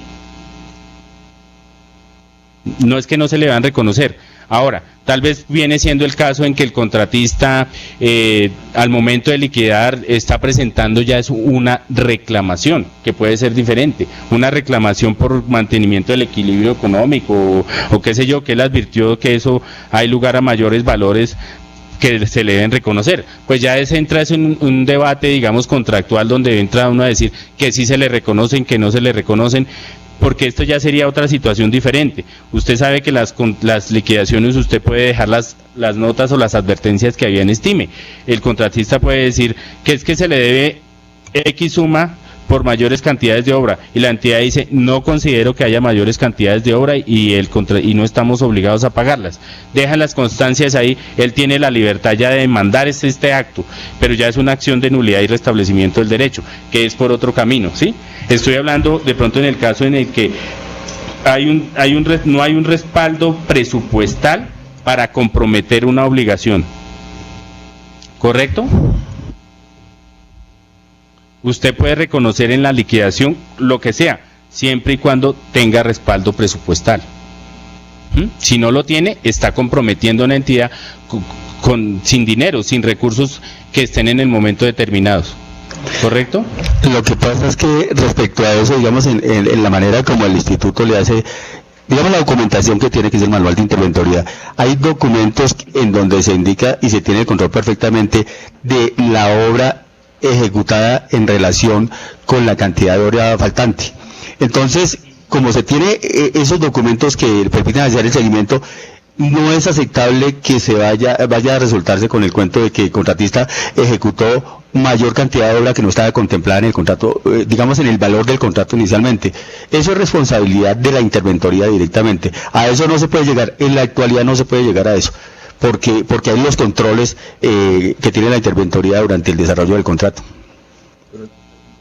Equivocar. Sí, señor. Ha habido discusiones en cuanto a las cantidades o en cuanto a los precios. Y esas discusiones se llevan casi hasta el momento de la liquidación del contrato. Y ahí en ese momento es donde resultan situaciones como esta, que hay que pagarle, o sea, se llega a la conclusión de que hay que pagarle una plata adicional al contratista, pero siempre te dice es por vía de reconocimiento. Correcto. Pero entonces ahí eso se estaría presentando en eso que estoy referenciando, una situación de hecho. No, porque si usted le está reconociendo, asumo que tiene la plata ya. No, digamos, primero viene toda la discusión. No. Sí, que eran mayores cantidades, porque siempre hay unas discusiones que quedan ahí en el tintero por mucho tiempo. Claro, pero el documento final que puede consolidar una situación que no evidencie un hecho cumplido está en el acta de liquidación. A veces no le damos un valor significativo al acta de liquidación y generalmente a veces lo volvemos como un resumen del contrato, ¿no? Pero en el acta de liquidación, y la ley lo señala, usted puede hacer todos los reconocimientos que quiera estimar, usted puede hacer todos los acuerdos, pero si son acuerdos económicos, tienen que tener respaldo. ¿Sí? Si hay acuerdos económicos que superen el valor original del contrato, este respaldo debe tener, este reconocimiento o esta aceptación de reconocimiento debe tener ya un CDP reconocido. Usted no puede decir que se le debe al contratista 1.000 millones de pesos por mayores de cantidades de obra sin decir por qué, o perdón, sin decir con qué va a respaldar esa suma, ese mayor valor. Entonces, ahí está reconociendo, claro que lo puede reconocer, pero siempre y cuando tenga el respaldo presupuestal simultáneo o anterior al contrato, a la suscripción del acta de liquidación. Mi pregunta es, llegar a esa situación, digamos, en la liquidación del contrato, en la terminación del contrato, en la liquidación del contrato, hay toda esa discusión de si le debo, no le debo, cuánto le debo, algunos que no se cuantificaron o no se definieron precios unitarios, y al final se concluye que sí se le debe una plata adicional. Ese hecho, esa es mi pregunta, ese hecho se puede considerar un hecho. No, porque ya debe tener, o sea, es que el debate contractual es normal. El contrato de obra es el más dinámico de todos los contratos para mí, es el que más se mueve para todo lado, ¿sí? Es el más dinámico y no es exacto. Usted no puede, un contrato de obra no puede decir que el valor inicial era de 1.000 y cerró con 1.000 y que eran 1.000 cantidades y quedó igual. O sea, ese contrato ni aquí ni en la China creo que sea así de perfecto, pero es bueno en que sea dinámico. Lo que pasa es que eso no significa que el hecho de que se mueva el contrato donde usted acepte en el acta de liquidación que hay que reconocerle unas sumas, siempre debe llevar implícito un respaldo económico. Sí, o sea, esto debe ser simultáneo. Yo me acuerdo, por ejemplo, cuando uno estaba allá en el IDU, que eso se movía muchísimo el tema, y estaba el proceso de reclamación del contratista, dice mayores cantidades de obra, mayor permanencia de obra, y entonces eso iba y venía, ¿no? Estaba el técnico que conceptuaba que sí era viable y faltaba el concepto del jurídico donde decía si es válido, pero señor, antes de que usted diga que sí en la liquidación, no se le olvide contar con la plata. Entonces, digamos, cuando se culmina el proceso de liquidación de reconocimiento, ya debe estar con un respaldo económico, ¿correcto? Antes, pues usted puede hacer todos los reconocimientos y todo, pero este es el documento final, ¿no? El acta de liquidación. Digamos en el instituto. Mire, En el instituto. Ya un momentico le doy la palabra, compañero. Bueno, en el instituto y se hizo énfasis en el ajuste al manual de interventoría, o en el manual de interventoría vigente, se dice, pero eso de trabajo del manual de contratación, dice que cuando hay una edición, hay una edición, se debe someter al comité de ediciones y prórrogas, y una vez sea aprobado por parte del comité de la adición, entonces se tramita el certificado de disponibilidad presupuestal. Entonces, cuando se somete al comité, función del gestor verificar si hay disponibilidad presupuestal. Si hay la disponibilidad presupuestal, entonces se solicita, una vez se aprueba en el comité, se solicita el certificado de disponibilidad presupuestal y se sigue el trámite. En el caso que estamos hablando, en el caso hipotético, que dice el ingeniero Jaime que se ha presentado esa situación últimamente, obviamente que eso es error en primera instancia del contratista, porque él debe saber qué es lo que está ejecutando y cómo lo está ejecutando y qué le falta. Pero directamente en cuanto a la vigilancia que le hace al instituto a través de la interventoría, es de la interventoría. Ese tipo de cosas no se tienen por qué dar. Pero bueno, si se da, la situación del hecho cumplido ocurre porque no se solicitó el certificado de disponibilidad oportunamente. Y por eso se da el hecho cumplido. Sí, o no se dio el certificado de disponibilidad o no se registró, porque también el registro puede darse en hechos cumplidos, como le digo, y la materialización del registro es, si puedo hacer una comparación muy coloquial, el CDP es el cheque en blanco y el registro es con valor identificado, entonces ese es incluso tiene mucha más validez. Es el cheque y resulta que el poderlo hacer efectivo es el registro, claro. Porque si no hay fondos, pues no le puede ser efectivo. Mire que en algún momento advertimos un caso y fue un hierro terrible de que un proceso licitatorio tenía un CDP y como se había demorado tanto el proceso evaluativo y todo ese cuento, cuando ya se iba a concretar la suscripción del contrato, aunque le suene gracioso, pero eso pasó, y fue a pedir uno el registro, resulta que el de la división financiera se le olvidó y usó la mitad de esa plata para otra cosa. Entonces uno dice, uy, ¿ahí qué pasa? Es gravísimo, claro, eso generó. Lo que pasa es que ahí hay una figura presupuestal muy coloquial donde uno dice que puede alimentar eso con otra cosa. Entonces ellos tienen la herramienta presupuestal y lo usaron por otro lado. Pero cuando usted dice, no, es que falta la mitad de la plata, y uno dice, ¿cómo así? Pero es que está el CDP. Uy, doctor, pero no pidieron el registro. Pero es que hasta ahora se va a pedir. Entonces eso es una cosa, hay que tener cuidado, pero ya es un tema más financiero. Señor. Mire, usted decía que el hecho cumplido o las mayores cantidades de obras se hacía toda la gestión antes de la liquidación y se dejaba constancia y si se contaba con el CDP. Bueno, yo ahí permítame que yo disienta de eso, porque por lo general lo que uno hace cuando va a solicitar una adición es deja un remanente del valor del contrato y deja el contrato con vida y no liquida, sino que hace en ese lapsus de tiempo antes de la terminación, hace la gestión del CDP para con el contrato con vida tramitar la adición. O sea, y no esperar la liquidación para dejar constancia allí que se cuenta con el CDP, porque ya se terminó el contrato principal y se siguió otro contrato.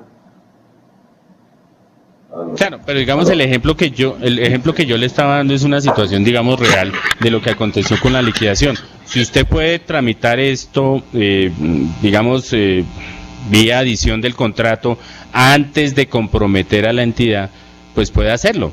Generalmente, que es lo que yo decía con el tema de la liquidación en ese caso que se les estaba señalando, es que con la liquidación fue el momento en el cual las personas aceptaron que hubo una mayor cantidad de obra, que no había plata del contrato original porque ya se había agotado todo, el valor del contrato ya se había agotado totalmente, y que ese monto se iba a reconocer de manera posterior una vez se tramitara el CDP. O sea, se cometió un hierro terriblemente fuerte, porque a el momento en que usted reconoce esa obligación, usted no puede obligar a una entidad sin contar con plata, llámese cualquier compromiso, llámese contractual, administrativo, lo que sea. Usted no puede comprometerla, porque esas son las consecuencias que le genera esta situación. Una investigación en todos los tres órdenes. ¿Qué iba a preguntar? En el caso, por ejemplo, los empleados que trabajan con un porcentaje de eso, y se generó un valor menor, pero una buena ganancia, se puede hacer la solicitud del CDP para hacer el reconocimiento del valor superior para pagar ese porcentaje de eso. Yo creería que es también una falta de planeación, porque digamos que lo que yo haría es cuál es el máximo porcentaje de éxito. Eso se presentó hace no mucho en un tema de un proceso jurídico de un abogado que estaba manejando una estructura del Ministerio de Transporte en el cual tenía un porcentaje de éxito y resulta que el porcentaje de éxito fue 50 veces más allá, y entonces cuando fueron a reconocerle pues no había plata que le soportara, porque el valor del contrato era como de 20 millones de pesos y con el porcentaje de éxito le estaba dando casi 3.000 millones de pesos. Entonces fue una mala planeación. Claro, y entonces ahí ya empezó el debate disciplinario y todo eso, y si no, pues, ¿qué fue lo que hicieron casi todos? Pues demande porque no hay recursos y usted tiene que evidenciar. Entonces, ¿qué es lo que hacen los órganos de control internos o alguna cosa? Empezar a mirar cómo fue que usted planeó ese porcentaje de éxito, si usted se quedó corto en establecer esos rangos, si usted tiene, para eso están las cosas de vigencias futuras y todo, usted tiene que prever esos valores para el futuro, establecerlos, ¿no? Digamos, lo ideal en estos casos es que los porcentajes de éxito también tengan un tope, sin que supere tal suma, ¿sí? Y que estén sujetos a las apropiaciones presupuestales en forma previa. Creo que alguien iba a preguntar de afuera. ¿No? Mi apreciación es que si se ocurriere, y por lo menos por la reglamentación del INVIAS, si ocurriere adquirir un compromiso posterior al vencimiento del contrato y fuéramos a solicitar un CDP para cubrir ese supuesto compromiso, la unidad de presupuesto lo va a rechazar por hecho cumplido, no va a comprometerse en expedir el CDP. Solo lo permitirían a nosotros liquidar el contrato y pagar cuando exista saldo de un registro presupuestal, ¿sí?, para poder pagar esa mayor cantidad de obra. De resto no estoy muy seguro que lo fuera a expedir el jefe de presupuesto. No se comprometería en expedir. No creo que un lo CDP. expida incluso. No creo que lo expida. Esa es la restricción Por eso es que muchas entidades utilizan esa figurita ahí de que entonces demande, promueva esa conciliación y se lo pagamos por el otro lado, por sentencias y conciliaciones, que evidentemente pues resulta mucho más fácil y por ahí es donde muchas veces se van, ¿no? Pero a veces, como para complementar, lo que indica es que no se puede liquidar el contrato, o sea, nos limitan porque sale un saldo a favor del contratista. Sí. Sí, no digo que no se pueda liquidar, es que yo digo, si hay un saldo a favor del contratista, usted puede eventualmente solicitar, si eso lo modificaron, el saldo a favor. Solicitar los recursos para en la liquidación reconocer. Lo que pasa es que no se ha dado como esa figura como tan amplia de las liquidaciones, porque la liquidación es el momento ideal para reconocer esos valores. Y hay muchas entidades que dicen, no, porque eso es un hecho cumplido. Le digo, no, es que no lo va a hacer porque es que hasta hoy voy a reconocer eso. Hoy 27, hoy 30 de junio, en el acta de liquidación voy a reconocerlo. Y está respaldado con un CDP del 30 de junio, o sea, o del 29 de junio. Pero digamos que No, yo sé que pues eso es discutible. Yo pensaría que sí debería darse, porque es que ¿en qué momento usted está contrayendo la obligación? Con la liquidación, ¿sí? No. La definición de liquidación es un balance que se hace en la ejecución del contrato, ¿cierto? ¿Qué fue lo que usted me cobró? ¿Qué fue lo que yo le pagué? Lo que se salga de las cantidades contractualmente establecidas, eso, si no tiene el respaldo presupuestal, es un hecho cumplido. Pero es que la liquidación únicamente es para finiquitar el evento. Voy a buscarle, por eso digo, es que creo que falta a veces leer completamente el tema de qué es el sentido de la liquidación del contrato. No lo digo por usted, sino que es que muchas veces decimos, es para finiquitar, pero allá en la parte de abajo dice, y señalar los acuerdos a que lleguen las partes como mecanismos de transacción. Ahí lo dice. Nosotros llevamos bastantes años liquidando contratos en el instituto y en ninguna parte se ha liquidado como usted lo está diciendo. No, puede que lo diga, nosotros no lo hemos liquidado nunca así. Pero entonces es una falencia de quién. Claro. Doctor. Se hace muy seguido. Aquí tengo una. Doctor. Y nunca hubo cuestionamientos de eso. Entonces, doctor, por eso digo. Señor. Como figura, yo lo vi esa figura se utilizó una vez en la gobernación del Cauca, en la cual tuve la oportunidad de trabajar por 3 años allá, y en una figura se aplicó ese pago, pero no se va a reconocer, o sea, en el sí, Cauca, gobernación del Cauca. Sí, señor. el hecho no es que el hecho no aparece registrado como súbitamente aparece en el acta de liquidación, no. Ya eso viene un proceso, como la obra es dinámica, desbalance viene desde primera acta, segunda acta, y ya se va haciendo, socializando ese desfase, porque eso aparece durante la ejecución del proyecto.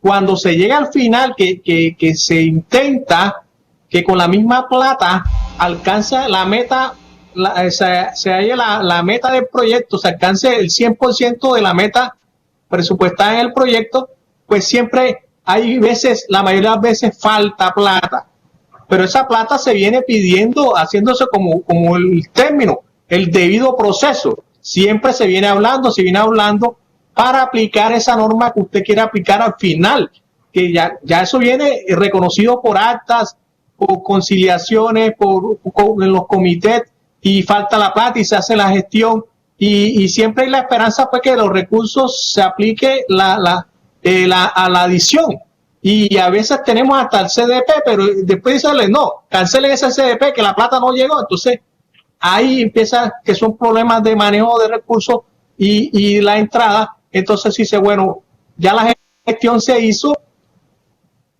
la intención existió con la solicitud de un CDP, que de pronto el CDP no se materializó con unos futuros recursos que iban a entrar y que no se pudieron ejecutar, y ahí sí queda evidenciado, y por eso ahí ese trámite sí es más suavecito, como dice, para digerir. No es cuando aparece de pronto, esa figura hay que manejarla progresivamente, no así súbitamente, y podemos aplicar esa acción que usted conocí, que es aplicable y que jurídicamente es aplicable, o sea, no por la entidad, pero sí es como de costumbre de manejo, y eso es una figura que se maneja.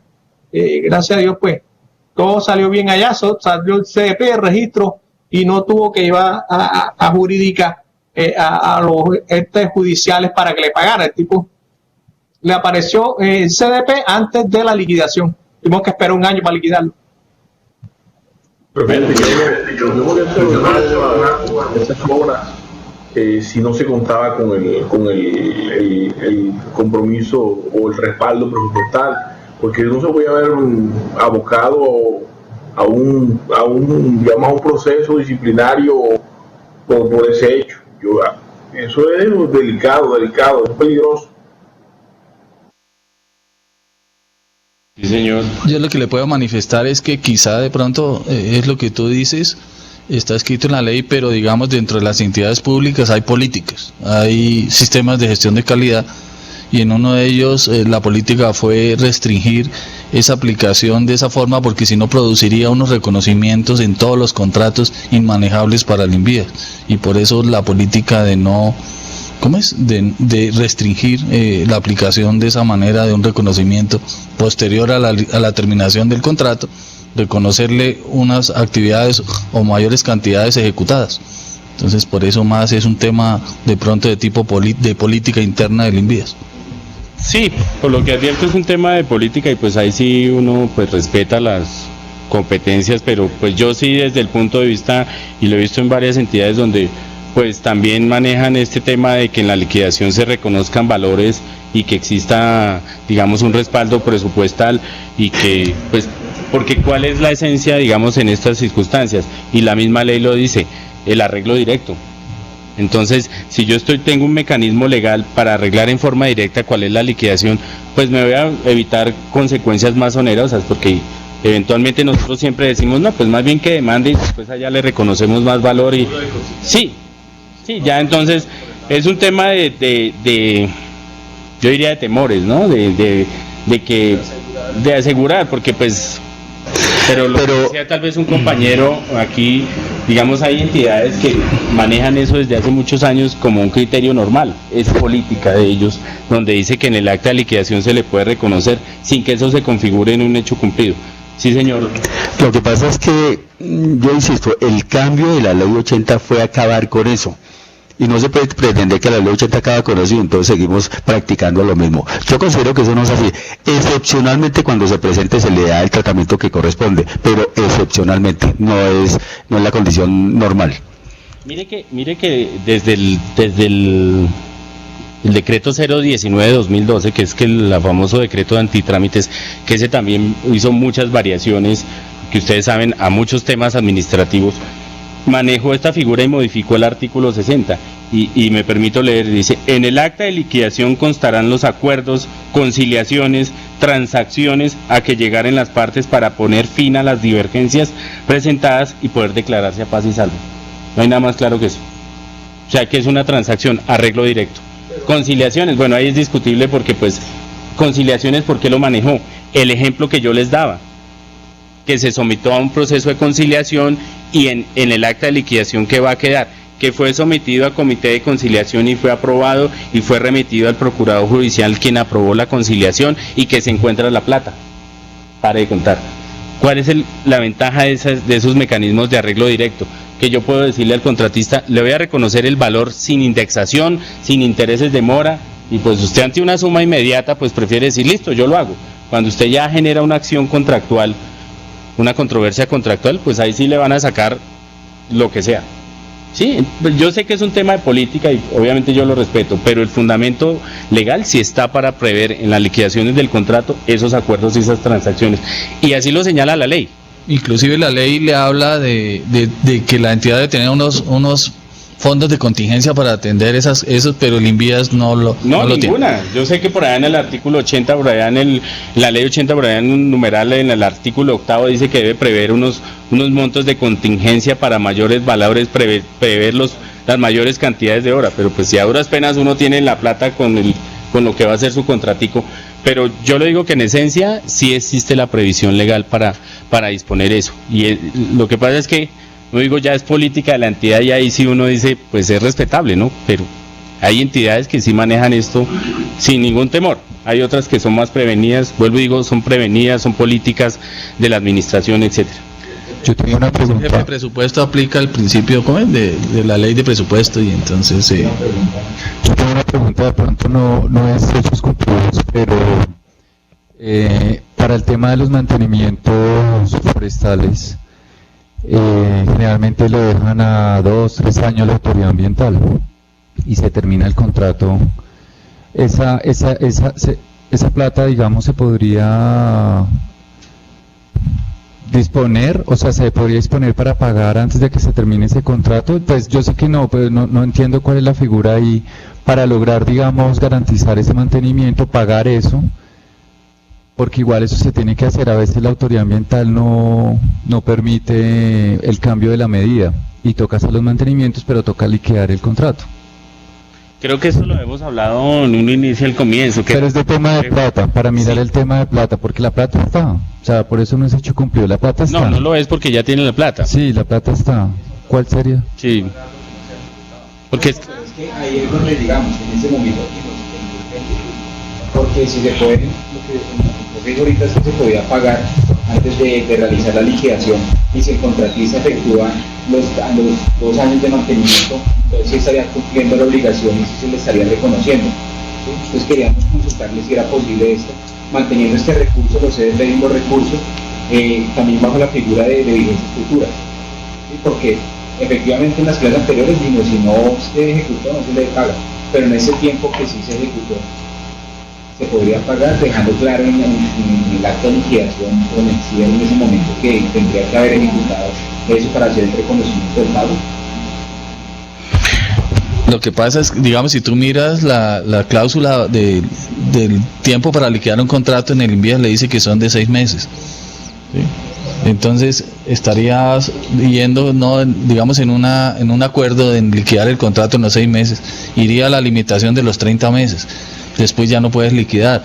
Entonces estás adquiriendo un compromiso, y mi posición es que al tú dejarle que el contrato vaya más allá del tiempo previsto contractualmente, le implicaría una mayor permanencia de la obra del contratista y estaría cobrando unos gastos de administración y sí, muy altos. Digamos que es cierto, pues ahí sí, digamos, yo sugeriría que dejemos esta pregunta, esta respuesta en suspenso, porque ahí que habría que mirar un poquito qué establece el manual de contratación y de interventoría que tiene el INVIAS, porque pues lo que dice el compañero es cierto, uno a veces tampoco puede estar extendido al contratista una obligación que se prolonga en el tiempo, porque sí, o sea, por fuera del plazo. Una cosa es que mantenga unas garantías de estabilidad, que es una cosa diferente de que el garante dure 3, 4, 5 años conmigo, y otra cosa es que yo le obligue al contratista a efectuar un mantenimiento más allá de la liquidación del contrato.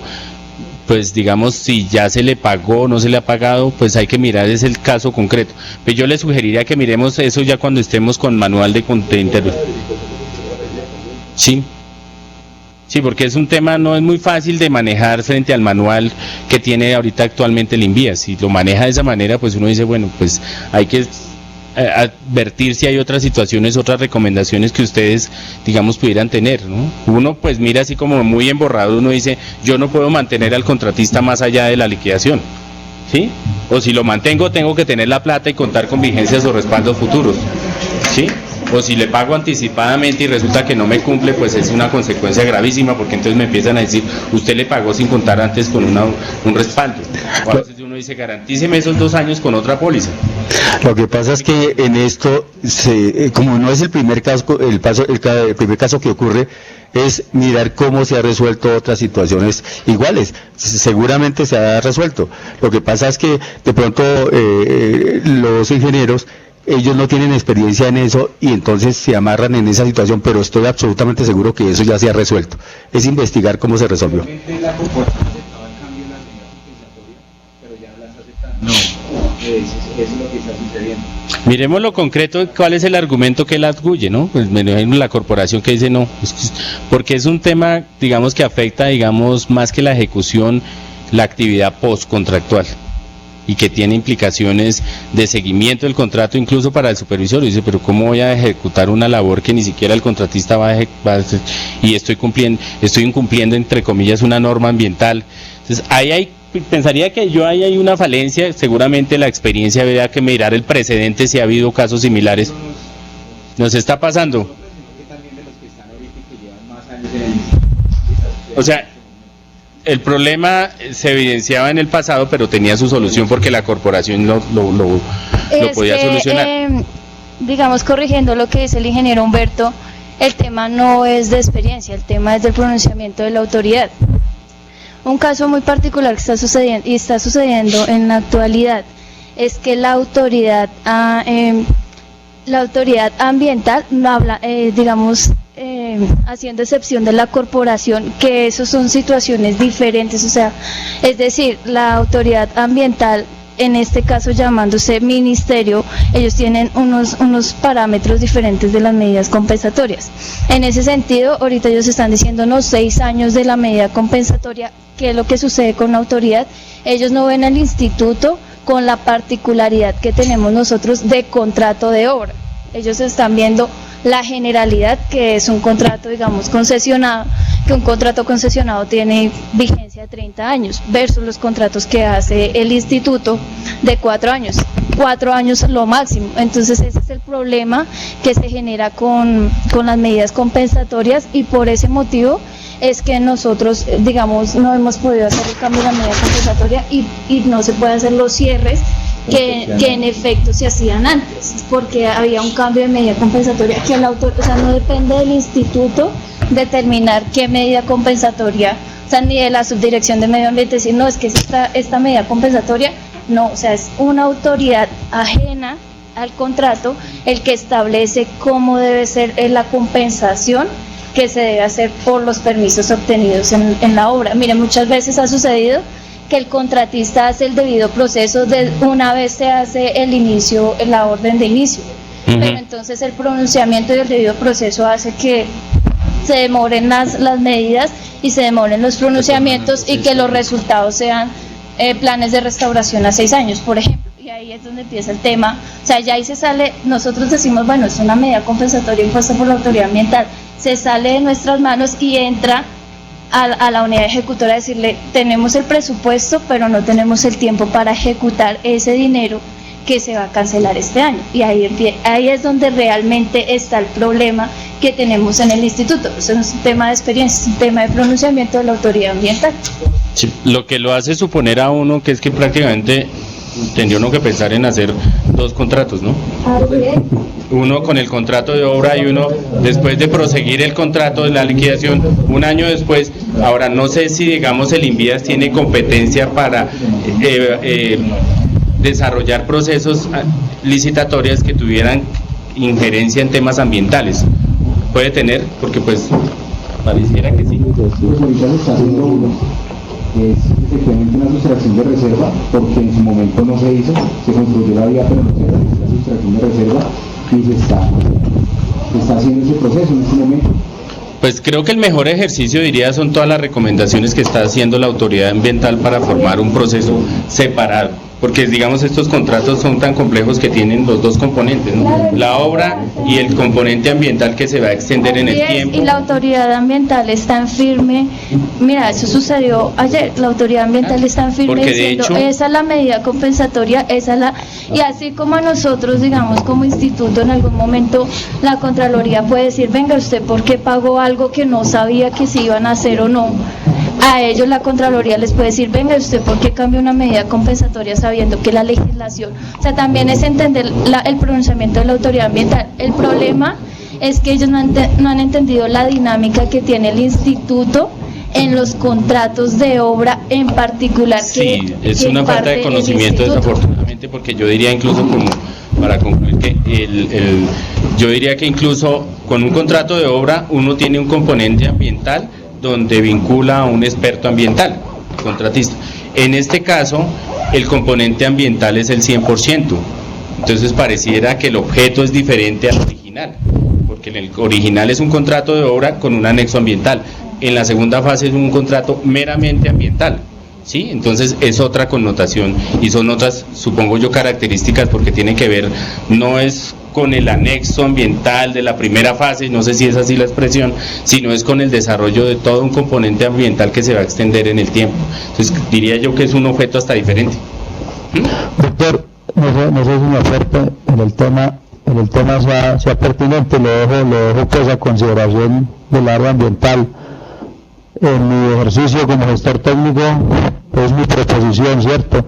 Considero esos casos que lo hemos tratado al inicio de nuestras conferencias, y hoy se retoma, es que los árboles es compensación del instituto al Ministerio de Medio Ambiente, de entidades públicas. Surgen cuando yo como contratista particular le estoy entregando un puente al instituto, y mi puente se lo termino y se lo entrego dentro de los términos que tenemos suscritos, dentro de lo que dice el contrato. Surge la compensación resultado de ese puente. Oiga, Ministerio de Ambiente, oiga, envías, entrega unos árboles, y el contratista los asiste hasta los 6 meses, hasta el año, hasta los 6 meses lo asistió el contratista de obra y se liquidó el contrato con este personaje. ¿A quién se le traslada la responsabilidad de que los árboles prosperen los 2 años siguientes? Del instituto, ¿cierto? Y el instituto sí tiene contratistas de tiempo completo, son los mantenimientos rutinarios, los contratos de mantenimiento rutinario de la vía, ellos y con sus administradores viales, que son los interventores, ellos mantienen vigentes durante todos los tiempos del año. Entonces es posible que yo liquido con este contrato de obra, oiga, autoridad ambiental, me quedan 1 año y medio por asistirle a los árboles, yo instituto se los voy a asistir con los microempresarios, y es una relación ya del Ministerio de Medio Ambiente con el instituto. Dentro de 2 años nos encontramos y miramos si los arbolitos prosperaron o no, claro. Y excluyo al contratista de obra para que no tenga mayores costos de administración, de presencia en obra, y me imposibilite liquidar ese contrato del puente, que el objeto era el puente. Claro, eso me genera como que un ejercicio que deberían pensar, explorar, ¿no? Hay un bonito convenio que se puede suscribir entre el instituto y el Ministerio del Medio Ambiente, sí, como autoridad ambiental, para desarrollar ese tipo de proyectos, porque está frenando incluso a veces la liquidación del contrato. Para mí podría ser explorarse un convenio entre las 2 entidades que pues una llega hasta cierto punto y la otra va a ejecutar hasta el final. Bueno, muchas gracias a todos y a los compañeros virtuales muy amables. Feliz fin de semana y último puente. Dentro de las actividades de ellos, oiga, haga mantenimiento de árboles, repóngalo y se los pago. al mantenimiento rutinario, porque es que esos contratos son todo el tiempo. No es trasladárselo a ellos, pero tiene que calar en el instituto. Sí. El microempresario tiene que tener la plata para desactivar. Es una buena opción, Claro. pero que aprueben ese movimiento del dinero de la administración.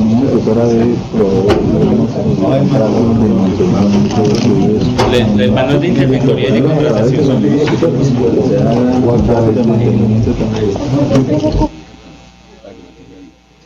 Eso, el manejo nuestro, la supervisión, nosotros lo conocemos perfectamente. Por eso usted se da cuenta que el grupo de aliados que entra habla más de cosas específicas, ¿cierto? Entonces, lo que se busca es sacarle el mayor provecho, tanto ustedes, porque estoy en Yo tengo que retomar una consulta que habíamos hecho en sus primeras y para el hecho, realmente muy claro que reciban la información. Es lo que ustedes necesiten. Con mucho gusto. Sí, lo que pasa es que, digamos, uno aquí necesariamente hay que coger un universo, porque es necesario. O sea, lo que yo le exponía el tema de política es tan densa la información y tan compleja, que en temas de contratación, usted todo, por su experiencia, y la mía incluso, uno se vuelve cosas raras. Claro, pero mire que ahí, usted habla de la superintendencia, tiene documentos respecto a eso. Hay un documento que se llama la Comisión de Licitaciones Públicas. Sí, claro. O sea, la argumentación que tiene la superintendencia es interesantísima, pero es que como no se trata de entrarnos en eso porque el tiempo tampoco va para eso, es enfocarnos a lo que nosotros necesitamos. Y es lo que se busca. De pronto, cuando luego hay cierta insistencia en ciertos temas, es por lo que nosotros necesitamos.